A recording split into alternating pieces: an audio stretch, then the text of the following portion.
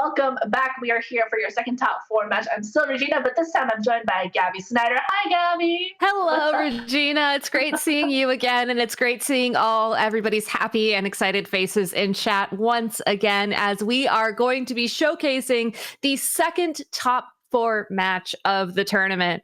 I don't know how, Regina, you look so calm right now because I would be absolutely buzzing after that last game. That was so It was crazy. insane. I think that's definitely going to be a match to remember for the ages, and hopefully this next match will be as well. Yeah, I have a lot of practice being super high energy, and so that match, it's just I'm going to ride that energy for this match. I am super excited about it because it is a restricted mirror that I don't think a lot of people were expecting to see, and I'm super happy about it because the question that was asked in chat was, "What was your favorite Pokemon?" And all of my favorite Pokemon come from Gen 3. I cannot choose one. Do not make me do that, please. But And isn't one that of the them point is of the isn't that the point? they're all my favorites. Oh, okay. They're, actually, Gabby, I have a feeling I know which one is your favorite, but just to double check, is it? Oh, I don't want to guess it. I don't know why you're hesitating. I feel like I say this once a day, but my favorite Pokemon is Bidoof. Yes, I know. Okay. It is Bidoof. Nothing you or anybody else can say will change my mind. And I do understand that this is a sticking point in our friendship. Yeah, I thank you for being friends with me despite my honest dislike for that Pokemon. But hey, you know what? The old adage goes that everybody has like somebody's favorite Pokemon is at least something in the Pokedex, right? So everyone, all those Pokemon deserve love, especially this restrict. I'm so excited for this. We've actually Especially got Bidoof. um, I'm super excited. So it is going to be Infinity Groudon versus Salami, who, if you guys remember from the first women's tournament, was actually our second finalist as well. Was defeated by Fiona in that first tournament, and maybe you guys can guess what Infinity Groudon is running. Is it Rayquaza? Is it? Can I get Rayquaza for 400, please? No. I want an over under on a P Blades misses for today. I would I love Groudon. I do not love clicking P Blades and missing. It is the most stressful. Like, I hate clicking Muddy Water. I hate clicking P Blades more than anything else. I can't do it. It's funny though, because you think about it, and Origin Pulse and Precipice Blades, the signature moves of Kyogre and Groudon, are basically the same minus the typing. But I feel like Precipice Blades gets a lot more heat when it comes to accuracy. What? No, that's a lie. I refuse to believe that. There is no way they have. I was like, they probably do, but it doesn't feel that way. I would rather click Origin Pulse than I would Precipice Blades. In all honesty, and that's fair. I sometimes when Pokemon is like, hey, these are the accuracy moves for all the typings or like in all your moves, and I'm like, are you sure about that? Because 90% Nature's Madness, I'm looking at you, always feels like a 25% chance as opposed to a 10% chance miss. So honestly, I can't think about that stuff because it's gonna make me so angry. It's okay. This is why we're behind the desk and we're not playing right now. But it is interesting that you bring up, the Groudon mirror, which is the matchup we're about to see. Our players are currently trying to connect via spectator mode, so it might take a little bit. Chat, please send your energy to spectator mode so that this actually works. I feel like you have to do this every time, but when it does work, it's absolutely fantastic. So shout outs to everybody who's working behind the scenes to make that happen. But, you think back to 2019 and you think back to the last time we had these Pokemon in the format, and Groudon versus Groudon, Precipice Blades versus Precipice Blades. A lot of times, while it did come down to, whose Precipice Blades were able to connect onto the opposing Groudons first, you also have to look at the teams that people are playing and how they could possibly play the matchup so that it does not come down to that situation. And I really like both Infinity Groudon's and Salami's teams for this tournament because they each have a different way of sort of having a play style that will allow the Groudon to come in and do the Groudon things. But if Groudon just is having an off day or maybe needs to get their eyes checked or something, I don't know. There are some backup strats that are interesting. And some Pokemon that are going to appear on both of these teams that we haven't seen in a very long time. Oh my god. Honestly, one of them I'm fairly confident we haven't seen since 2019. And even then, like it's a big question mark kind of thing. And the other is I I really want to kind of dive into the team, but I'm going to respectfully wait for our players to connect just in case. Yeah, You I'm never surprised. yeah, and you never want to curse anything when you're a commentator either. So, but shout outs to Salami, like you mentioned, she got second place in the first women's tournament, getting all the way to top four again. Must be really, really like motivating for her to be so close to matching or even getting that title that she missed out on the first time. Yeah, I can't even imagine. Like, you have to go through like another gauntlet of like fantastic trainers from this entire weekend, right? Like the matches that we've been seeing have been absolutely phenomenal. I mean, yesterday and today too, especially like, once you really see how like everyone can use different restricteds to the benefit of their own playstyle, and I think that's what makes something like this like really fun, right? A lot of the times when you're in a restricted format, the roulette is if you meet up with a certain restricted pairing, then you automatically sort of lose in a way, or like it's harder for you to win back from it. And I think what's been so fun is seeing how you take that one restricted and then try to support it, right? Like, and that's probably why Xerneas and Groudon for so long have been paired up so often together, is because they're so good together. And Groudon was like, I'm gonna leave Xerneas behind now. Yeah, I mean, Groudon especially has that amazing yet also terrible attack in Precipice Blades that can deal super effective damage to those steel type Pokemon that really threaten Xerneas. But not having access to that synergy, I think, has forced people to be a little bit more creative. You still see the Xerneas with the Amoonguss and the Incineroar, like we saw with Lucky Wolf's team earlier on in the tournament. But, I think we've seen a larger number of the restricted Pokemon make top cut in this tournament than I honestly expected to see, which I think is an amazing sign of the creativity and the potential that all these Pokemon have in the metagame right now. Just because Kyogre won a tournament last weekend, just because Zacian got second place in a tournament last weekend and may as well get second place and or first again this weekend, doesn't mean you have to build your team around them. So I know that there will be usage statistics released after the tournament has concluded. This is a closed team sheet tournament, so because our players don't really know what the matchups are yet, publishing that information probably wouldn't be a nice thing to do. It'll be on the Victory Road website later on this week. So I'm so excited to see the teams that we weren't able to feature on stream throughout the weekend, because I think, like I said, I think there's a lot of potential for creativity. And I'm really hoping that all y'all watching at home, maybe on the VODs, maybe hanging out here with us in chat, can look at the teams that did well or didn't do well and put your own spin on them and, make them your own. I love these tournaments because at the end of the day, I'm one of those people who, when they introduced rental teams in this generation, I went, oh my gosh, I can ladder and it'll be So fine. Like, good. rental teams, such a blessing. We actually, like, if you've been here this weekend, there's been a couple rental teams and codes like showing up on your screen. One of them is from you, Gabby, that it's a Tornogre set. And I honestly, I love seeing this because when I see a team that I get really excited about in these tournaments, I go, I really hope they have a rental for that because I want to use it for later on. And it's such a good way to be able to test out different sets of restricteds without really having to worry about, like, you spend so much time like EV trainer or catching these legendaries, and then all of a sudden like the meta changes, right? And especially like for this, I love seeing some of the teams that people have brought, and I think it's just been absolutely fantastic seeing everyone's own personal touch on like on these restricted on these restricteds.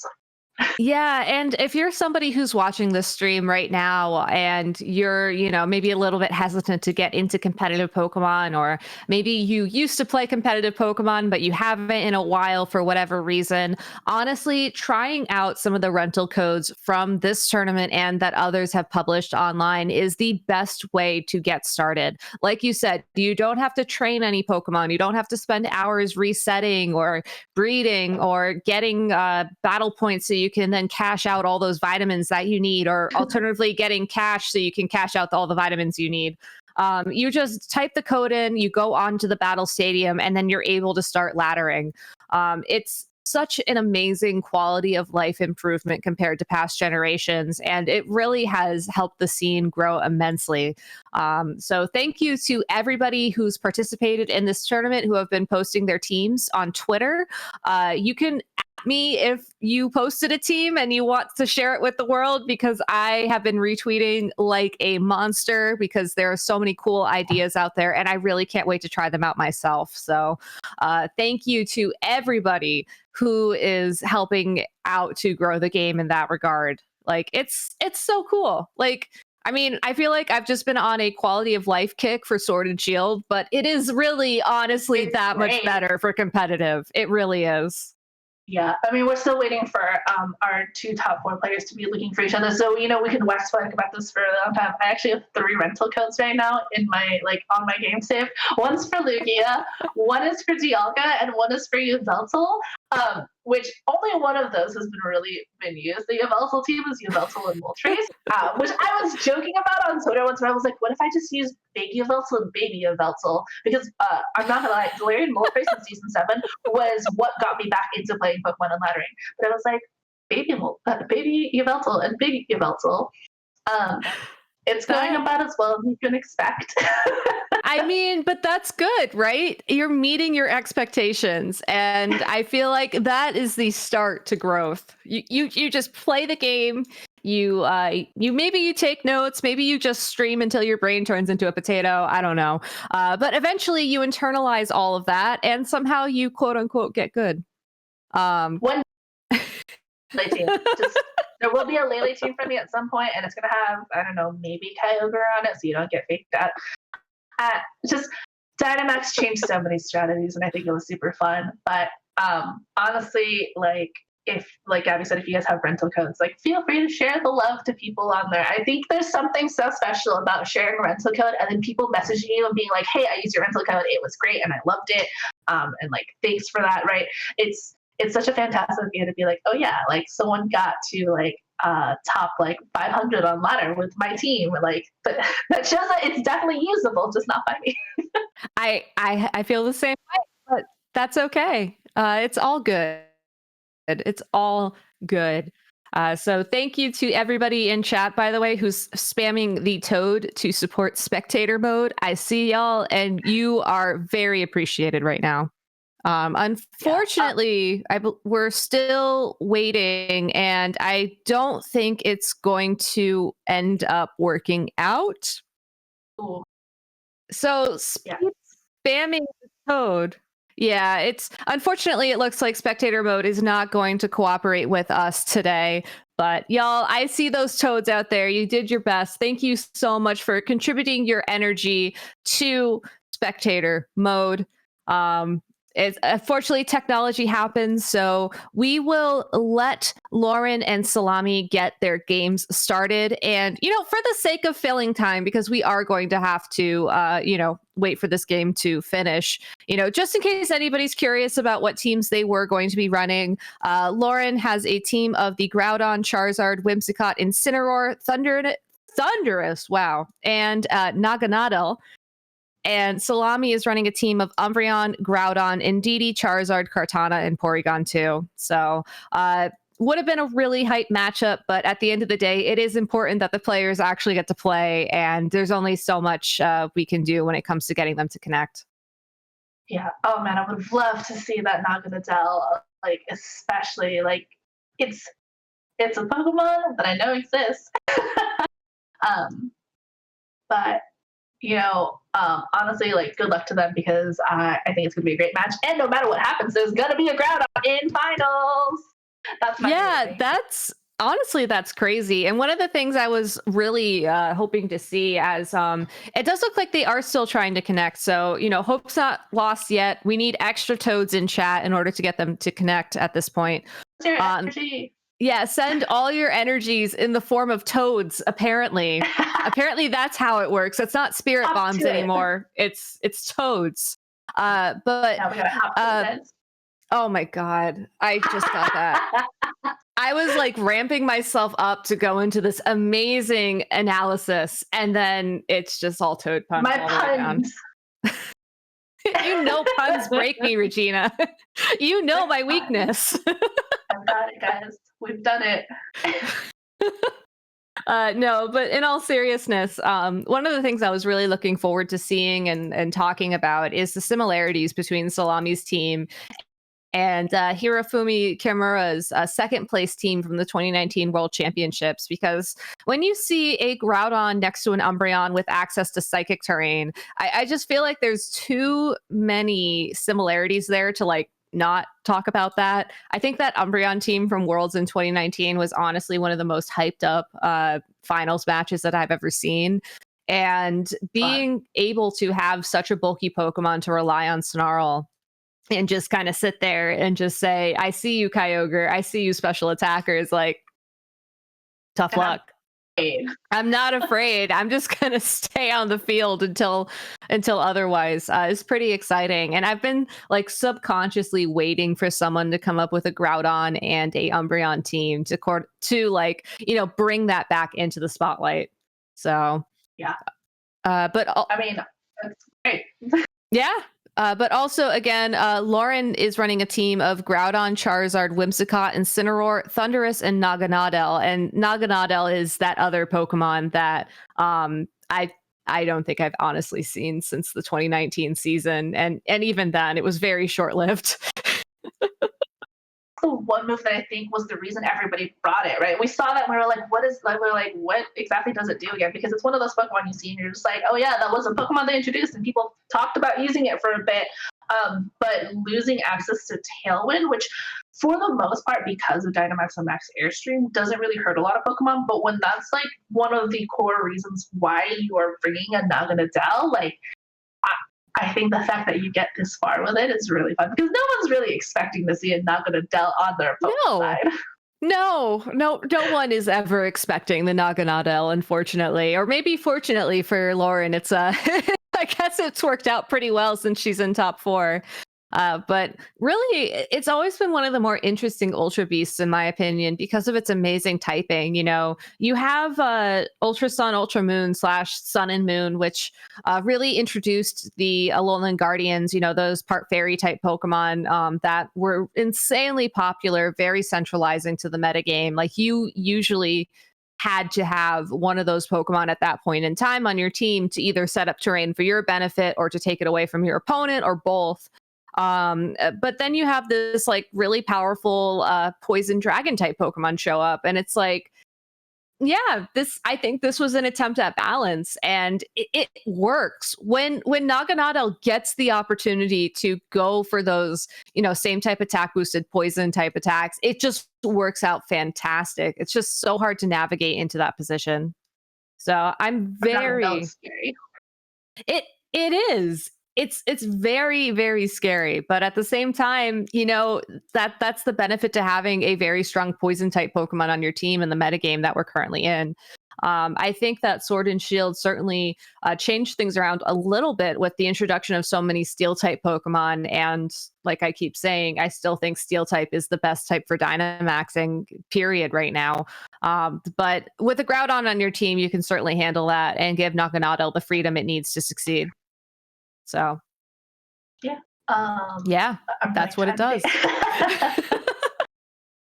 Yeah. So again, thanks guys for being super patient with us. We're trying to figure out if they're going to connect or if they're just going to play off stream. So you get to hear a lot of like the history of Pokemon for previous formats from this, especially because with Sword and Shield being so online lately, there's a lot of people who are coming back here for the first time. And I think what's been so interesting for someone who is playing like or who has been playing not quite as long as a lot of people, but has like well enough to see some of the changes. It's been really interesting to see when people talk about meta development, like some of the strategies and those they'll bring back, and I'm like, oh, like I've seen this before in this format, and it's like really weird to see it come full circle, right?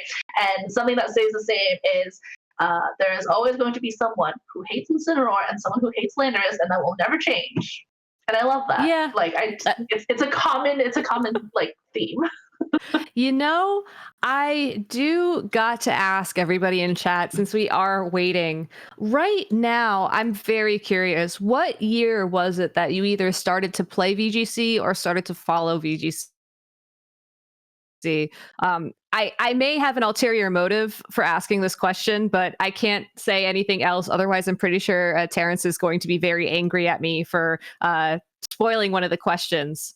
But it's always interesting to see what year people got really hyped and started competing. I think that oh god, the first year that we had a surge of people was with Diamond and Pearl, because they actually included a little pamphlet in the box that said, like, hey, sign up for regionals. You can drive to these malls and like compete if your name is pulled out of a hat. Good luck, trainers. I'm not still salty about that. Yeah. The RNG in Pokemon is the only thing that will never change, I guess. Even from that.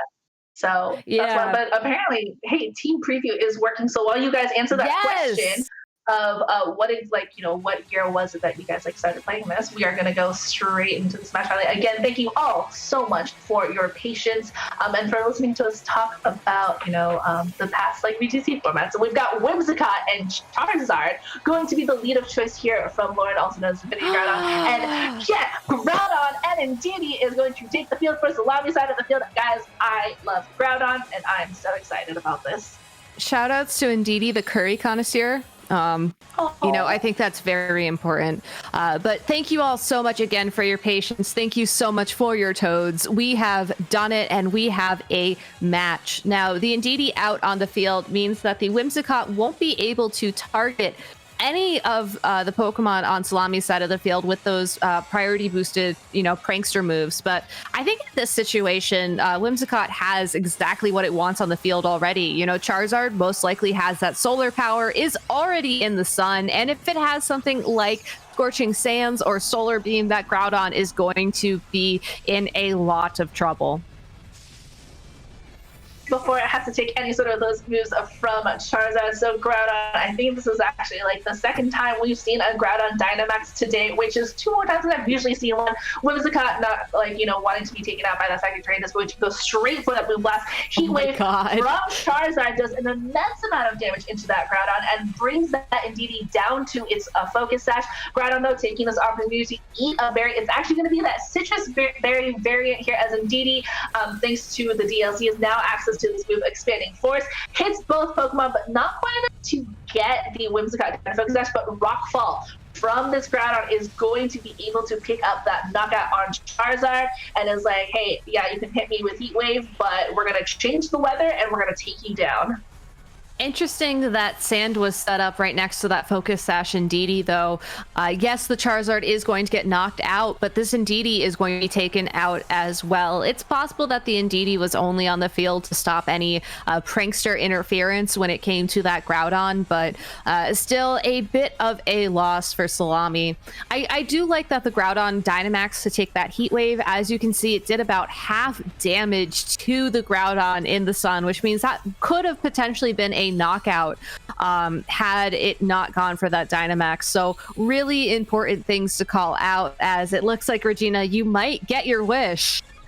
You might get your wish. Yes, this is so great. Yeah, so Lauren brings in her own Groudon, now going to reset that weather, and Porygon to the model Pokemon is going to be here. I know you had pointed out, how hard it is to get that title for these Porygons, for these Pokemon in general. And so I think seeing that Porygon next to it, which is the first Porygon I've seen all weekend, as Incineroar is going to come into play here, and Whimsicott going to be taken out. Incineroar's Intimate going down into that Groudon, specifically going to make sure that those attacks aren't going to hurt it as much as possible. It did take a lot of damage already, though, from from that Heat Wave. As Groudon on Lauren's side, stares down the opposing Groudon and is like, hey, I'm going to Sword Stance here, as Groudon now from Salami's side is going for that Max Quake into the Groudon on Lauren's side. That Intimidate helping mitigate some of that damage, but also now that Groudon was absolutely free to set up that Sword Stance.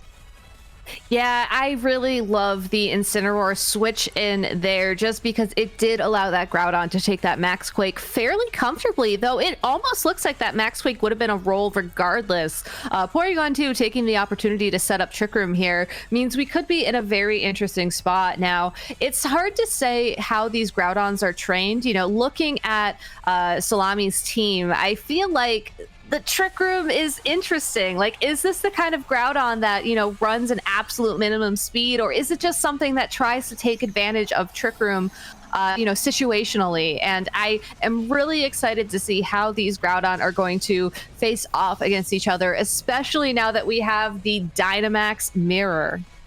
This is literally my dream come true. There are two big Groudons on the field. But so Salami's Groudon actually on its last turn is going for that Ice Beam into Lauren's own Groudon, as Incineroar from Lauren's side is going to parting shot the Groudon on Elisa's side. Is going to drop down another attack stage. So Lauren's Groudon, health-wise is going to be a little bit worse for wear, but Lauren taking the opportunity to bring back in that Whimsicott. Again, Trick Room has been set up like you said. So Groudon actually from Elisa's side was able to go first this turn, which wasn't the case the last time. Whimsicott gonna have to be knocked out for those troubles, but Lauren preserving that Incineroar for later intimidates, for those later parting shots, gets another special defense boost here, making that Porygon a little bit more annoying to try to take out. But now, Lauren's own Groudon returning with its Max Quake and is able to do some damage into Elisa's own Groudon, is able to pick up that knockout.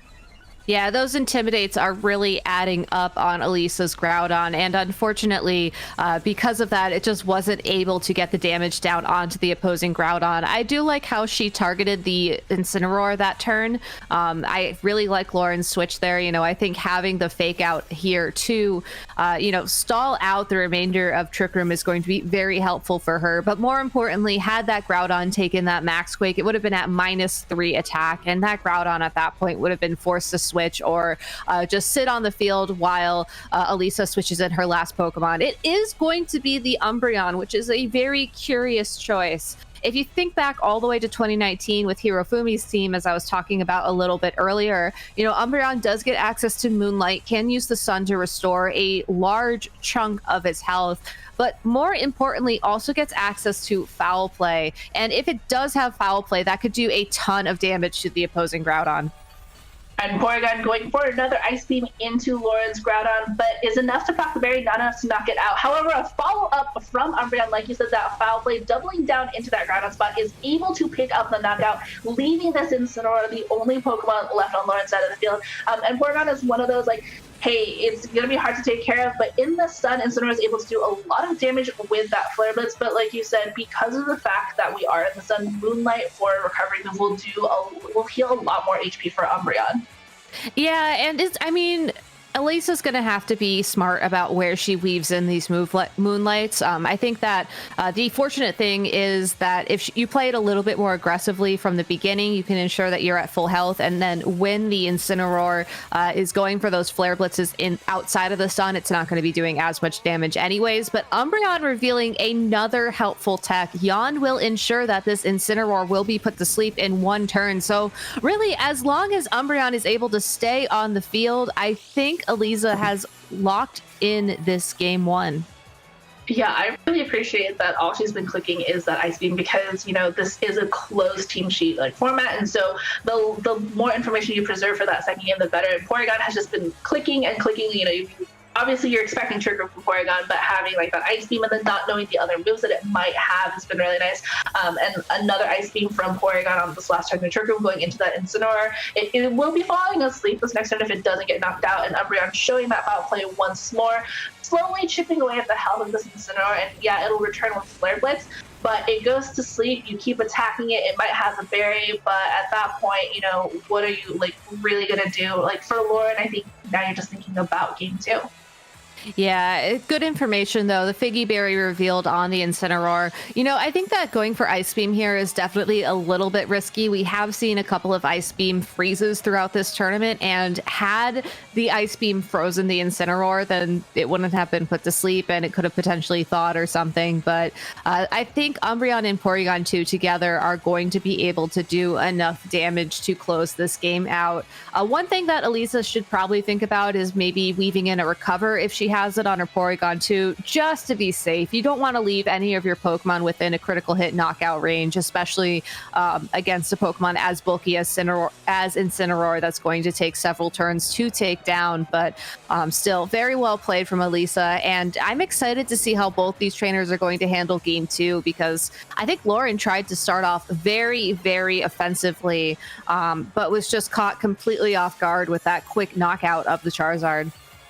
Yeah, can I appreciate how Elisa is like guaranteeing sort of like an end game setup, right? Like taking the opportunity to set up Trick Room again to make sure that in case Incineroar gets that turn 1 wake up, right? Like you're able to go first and deal more damage into it, as opposed to like leaving that to chance. And we just see the forfeit here from Lauren giving game 1 to Elisa. I mean, honestly, that felt like such a fast game, and like the Umbreon and the Porygon and Incineroar being your support Pokemon, being your last ones, I thought was very interesting.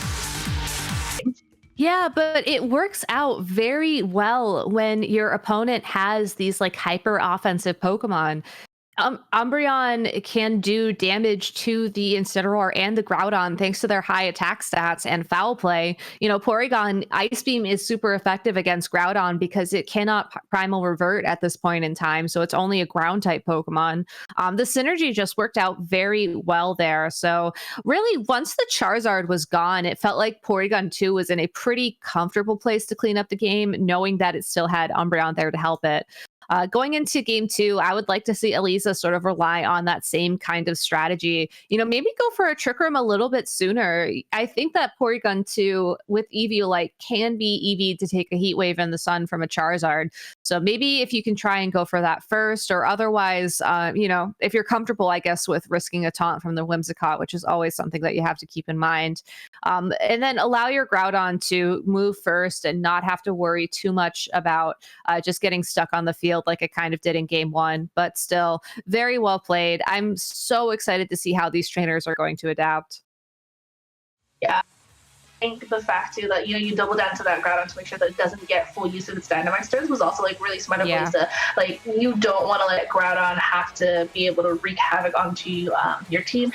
No precipice plays yet though, but Charizard and Groudon, so a little bit of a switch up from Lauren, as also a switch up from Elisa. Charizards. So 2 Charizards. Wow, so 2 Charizards, and we've got the Indeedee coming back. We know that it had that expanding force, that it did a lot of damage to both Whimsicott and Charizard. So a bit of change from both players. Yeah, and also really interesting that Lauren is in the position that Elisa was in game 1. Staring down this Charizard, it does have Sun, so if it has that solar power ability, that will be activated and will probably take around the same amount of damage from a Heat Wave. Something that could also be interesting here would be like an adjustment. Maybe you switch in your Incineroar to try and tank this, but then your Incineroar is going to get some damage down onto it. And if Elisa is able to find an early knockout on the Incineroar, Lauren won't be able to rely on those Intimidate stacking and weakening the Groudon that Elisa has in the back of her party. Yeah. Right as you said that, that Incineroar did come into place for that Groudon, and so Lauren, I'm going to say that's her Charizard actually going for that Gigantamax first. A lot of the Cantonian Gigantamax coming into prominence because of the fact that their moves deal residual damage to Pokemon that aren't the same type as them, and that might actually really help alongside those Groudons. Oh no, it's double Charizard time. We got double Groudon game 1. We've got double Charizard in this second game. So Gigantamax versus Gigantamax Charizard. Honestly, I think it's kind of funny how rare it is to meet up that restricted mirror, and now both of them having to kind of see down each other like with these Gigantamax. Indeed, showing off that helping hand for Elisa's Gigantamax Charizard, as her Charizard is now going to go first with that Max Airstream and knocks out that Incineroar so cleanly. So a beautiful prediction from Elisa there. I think she was relying on the fact that Groudon would not be staying out on the field, and that helping hand from the Indeedee as well. Just amazingly clutch. Now, Lauren's own Gigantamax Charizard is going to return fire with that Airstream, does a lot of damage into Elisa's own, but it's still holding on with a nice amount of HP, both of them taking extra damage from that solar power. I don't know if we saw life or recoil damage from Lauren's Charizard. Okay, but interestingly enough, Lauren's Charizard Gigantamax first, but Elisa's went first after that.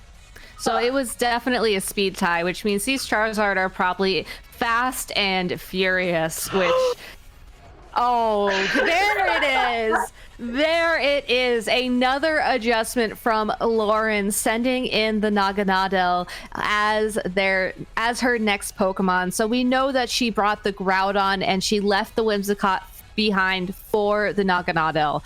Definitely something that Elisa is going to have to respect. A very scary Pokemon to be staring down.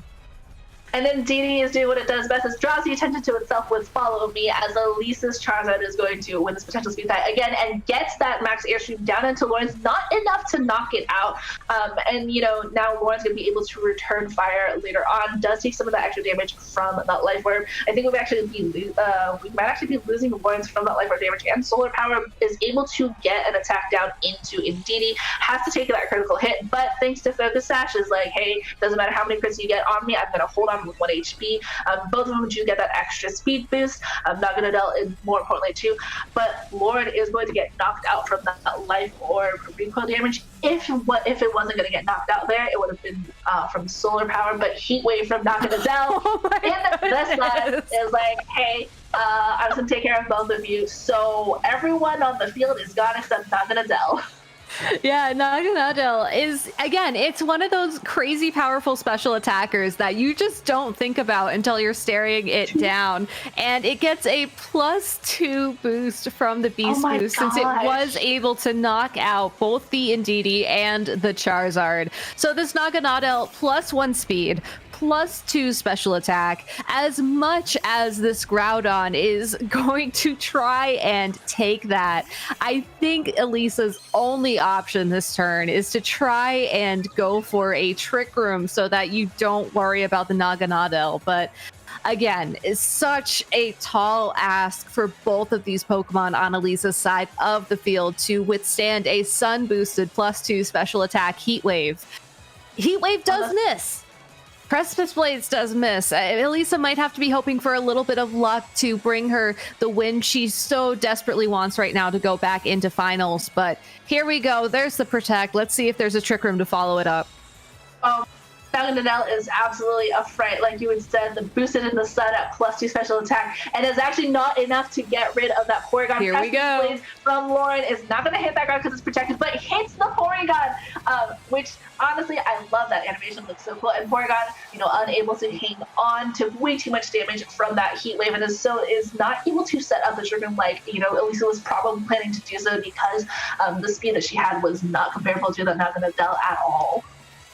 And now we get to see this amazing damage calc play out. I'm pretty sure this is a one-hit knockout on Groudon. That Naganadel is absolutely savage. And I think going into game 3, Elisa is going to have to think very carefully about how she plays against it. You know, there is the possibility that you can use an expanding force from the Indeedee to try and take it out. You know, Naganadel isn't that bulky to begin with, but the way that Lauren positioned it onto the field, where it was sent in when it had the opportunity to get that double knockout thanks to the Heat Wave, it was just such a perfect opportunity for it. So really amazing adjustment from Lauren going from game 1 to game 2. Whimsicott didn't really, I don't think we saw the Whimsicott move at all actually in game 1. It just kind of switched out and then switched in and then switched out again. But Naganadel definitely showing why it is a member on her team. Yeah, that was fantastic. And we got to see the two Pokemon we really wanted to from both of them in 2 games, right? You got the Umbreon, you got the Naganadel. And interestingly enough, I feel like those 2 picks were kind of what cinched the game for them at the end. And honestly, seeing that Groudon get knocked out by that Naganadel was kind of crazy. Wild. Like, it's just, it does so much damage, right? And I think it just goes to show you that you might think you know a format, and then stuff like this happens, and you're like, oh, I actually really don't know it as well as that, because there's just so much room for that creativity to like kind of blossom. Yeah, but going into game 3, I think Elisa's game plan has to be to lean on the Trick Room a bit sooner. Again, depending on how her Porygon 2 is trained, it's possible that it would be able to take a Sun boosted attack from that Gmax Charizard. It's going to be very close. Like I want to say it's a roll, but I'm a little bit rusty on my P2 versus Charizard calcs, unfortunately. But if you're able to get that Trick Room up, then you know that you're going to have the speed advantage advantage on your side, and that's going to be the most important thing. So even though Elisa isn't leading it, and it looks like we're actually getting a repeat of the game 2 leads, I think you have to try and get your Porygon 2 out onto the field a little bit faster than in game 2. Maybe go for the follow me on Indeedee instead of that helping hand turn 1, just so you can get the safe switch in, and then again try and get Trick Room up, and then hope that when Naganadel does make an appearance, you're ready for it. Yeah, and honestly, the fact that both of our top 4 matches have gone to a game 3 shows just like how well like these teams have really been doing it, just how well everybody has been playing just to try to get that last spot in finals. And like you said, just sort of like a repeat of like game 2 with the leads. Maybe we'll see some switches going around, but honestly, it'll be really interesting to see what they have brought in the back. Yeah, I'm actually really curious if either of these trainers have made adjustments, but so far we're going to see another turn 1 Dynamax, and I have to assume that's going to be the Charizard again, given how well it worked out for Lauren in game 2. Yep, so Gigantamax one more time. Honestly, no, I don't think we've seen the switch out from that Groudon, though. So Lauren choosing to keep that in there. We know that last time she had switched it out for that Incineroar. And it looks like Elisa is going to return the favor with her own Gigantamax Charizard. So going to be the last Gigantamax Pokemon for each of these players until finals. We'll see what happens there. But we've kind of seen from the previous game that they were sort of speed timing based off of the fact of who was Gigantamaxing when, and the fact that Elisa went Gigantamax second, but got the Airstream off first. And Didi going again for that helping hand. We saw do a massive amount of damage and was able to just deal out Groudon actually going for the protect this time. So Lauren may be hoping like, oh yeah, if you target down into this spot, you won't be doing as much. But now Lauren is going to be able to go first with her Airstream, does an insane amount of damage into that Charizard, and we're going to see exactly what happens with that helping hand and probably an Airstream as well from Elisa's Charizard. And if it goes into that Lauren's own Charizard, it might actually just hurt. Oh, and there it is. Yep, is able to get that knockout very easily. So gonna give the speed control now to Elisa. Does have to worry about the Life Orb and the Solar Power, but getting rid of Lauren's Gigantamax is so key here. Yeah, looking at how much health that Charizard has left on Elisa's side of the field, provided Indeedee goes for a follow me next turn rather than, another helping hand or maybe another expanding force, Charizard could possibly get 1 to 2 more attacks in. Also depends on if the Naganadel is going to make an appearance here. So a really great adjustment in targeting there from Elisa from that game 2. Even though the Incineroar is still a very scary threat, assuming she has that Groudon in the back of her party, the Charizard was really what set up the Naganadel, and the Charizard was really that differentiating factor between games 1 and 2 for Lauren. So going for the knockout on that early, I think, has put Lauren in a bit of an uneasy spot. The Incineroar cannot flinch the Charizard or the Indeedee thanks to the Gigantamax factor and the Psychic terrain on the field. So it really only can go for a Flare Blitz plus an attack from this Groudon to maybe try and knock out the Indeedee, or maybe some Snarls or parting shots. It's not as scary as it was in game 1 because the Groudon is still safe in the back. And Lauren is going to be preserving that Groudon, brings in that Naganadel, as Indeedee actually goes for Protect on this turn, is not going to be going for the Follow Me or the Helping Hand, going to try to stick around for a little bit longer. And Incineroar going for the Fake Out, does not quite do enough damage for that critical hit, though. Oh my gosh, that critical hit is so fantastic for her. It would have been so close. No! Naganadel just goes down right now. G-Max Wildfire being set up, and honestly, this Charizard might be going down thanks to Life Orb and Solar Power, and that extra. It hung on with HP, but Solar Power is going to knock it out. However, it got rid of that Naganadel, which was absolutely a fright for Elisa last time, and now she's going to use this Groudon and Incineroar versus whatever else Elisa might have brought.